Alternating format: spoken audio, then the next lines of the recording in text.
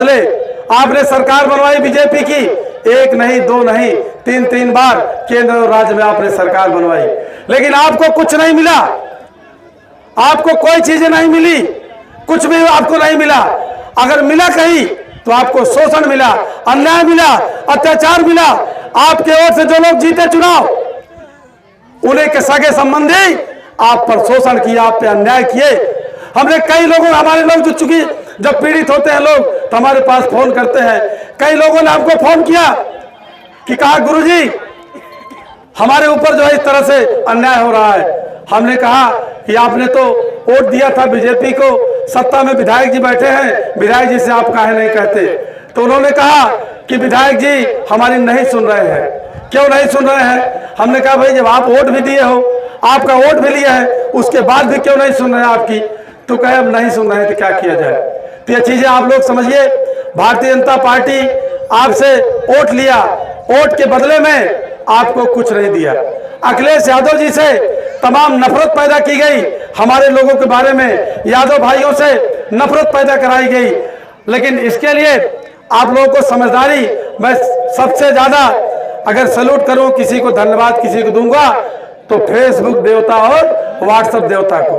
WhatsApp देवता और Facebook देवता जब से आए तब से हमारे नए लड़के जो है ये सब सही बात को जानने समझने लगे, सवाल करने लगे। अन्यथा पहले हमारे लोग जो बता दिया जाता था वही वो मान करके बैठ जाते थे, लेकिन हमारे लड़के सवाल करने लगे। हमारे लड़के इसकी जो है तहकीकात करने लगे, और तहकीकात करने में पता चला कि बीजेपी के लोग टोटल झूठ बोलते हैं। अभी आप लोग सुने रहे होंगे कि माननीय मुलायम सिंह यादव जी को कार सेवकों पर गोली चलवाने का सबसे बड़ा गुनाहगार माना गया। कहा गया कि मुलायम सिंह यादव जी ने गोली चलवा दिया। हमारे लोगों में नफरत पैदा की गई कि मुलायम सिंह यादव ने कार सेवकों को गोली चलवा दिया। लेकिन अभी एक हफ्ता पहले बीजेपी के लोग लोकसभा में कह रहे हैं, उनके बड़े बड़े नेता कह रहे हैं कि गोली चलवाने का आदेश मुख्यमंत्री या मंत्री नहीं देता, ये जो है अधिकारी देते हैं। आप सोचिए, इनकी झूठ समझिए। आप या हमको जो है आपको श्रद्धा में बहा करके आपका वोट लिए, और लेकिन राम मंदिर में चंदा चढ़ावा आया उसको ये लूट लिए। आप सोचिए इनको। और आपसे आपके बच्चे सबसे ज्यादा प्राइमरी में पढ़ते हैं, गांव में पढ़ते हैं, प्राइमरी स्कूलें बंद कर रहे हैं।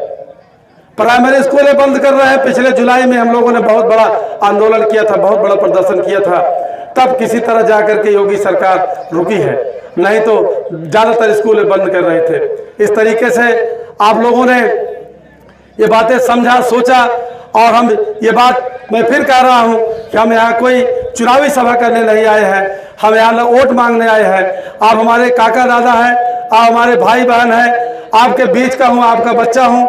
हम कितना भी बड़े हो जाए लेकिन आपके बीच में हम चड्डी पहन के टहले हैं, और यहाँ आसपास के एरिया में हम लोग नौटंकी नाच और मछली मारने का काम करते थे। तो आपके बीच के हैं, हम कुछ भी हो जाए तो हम आपसे कोई इस तरह से नहीं। हाँ, यह है कि मैं बच्चा हूँ आपका, हमारे मन में सवाल है, जैसे बच्चे आपके सवाल करते हैं कि पापा ये क्यों नहीं हो रहा, वो क्यों नहीं हो रहा है। तो हमें सवाल छोड़ के जा रहा हूँ आपको कि अगर हम अगर बाबा साहब के संविधान में हम बराबर हैं, प्रकृति हमारे साथ भेदभाव नहीं करती, तो आज हमारे साथ भेदभाव क्यों किया जा रहा है? अगर भेदभाव किया जा रहा है तो एक लोग कहते हैं, चालाक लोग कहते हैं कि जिसके भाग्य में जो है उसके साथ होता है। आपकी गरीबी का भाग्य से कोई संबंध नहीं है। गरीबी का संबंध अगर आपका है तो सरकार की बनाई गई नीतियों से है।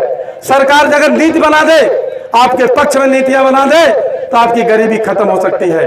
लेकिन जो सरकारें आ रही हैं, जो सरकारें सत्ता में बैठी हैं, उनको ये पता है कि आपका वोट चाहिए अगर, तो वो आप गरीब बनाए रखना चाहते हैं। उनको ये बात पता है, ये मार्शल कौम है, निषाद लड़ाकू कौम है, मार्शल कौम है। इसने लहरों पर शासन किया, दुनिया के मार्ग की खोज किया और दुनिया की सभ्यता को जो है जन्म दिया। तो ये उनको पता है कि अगर ये ज्यादा अगर बेहतर स्थिति में आ गए, अगर इनकी गरीबी समाप्त हो गई, तो फिर सत्ता में आने के लिए जो है हाथ पैर मारना शुरू कर देंगे।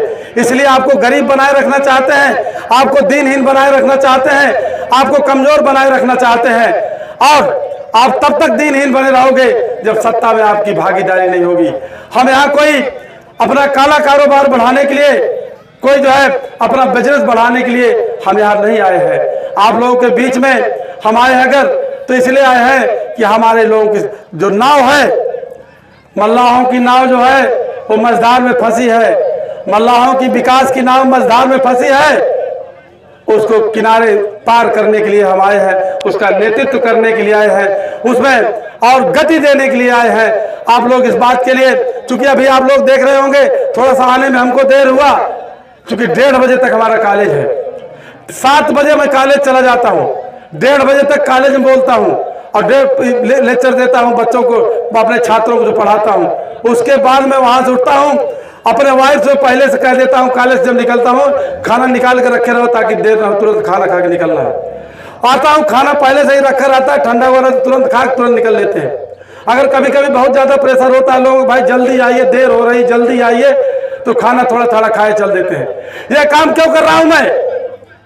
हम भी एक शानदार नौकरी आराम से जो है जिंदगी गुजर कर सकते थे, लेकिन हम इसलिए कर रहा हूं कि जिस खून खानदान में पैदा हुआ हूं उसको वो जो है आज सबसे गरीब हालत में, सबसे खराब हालत में है, और इसकी वजह है उसकी सत्ता में भागीदारी नहीं है।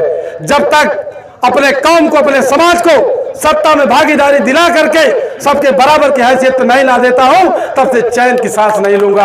आप लोग साथ देने के लिए तैयार हैं? आप लोग इसमें साथ देने के लिए तैयार हैं?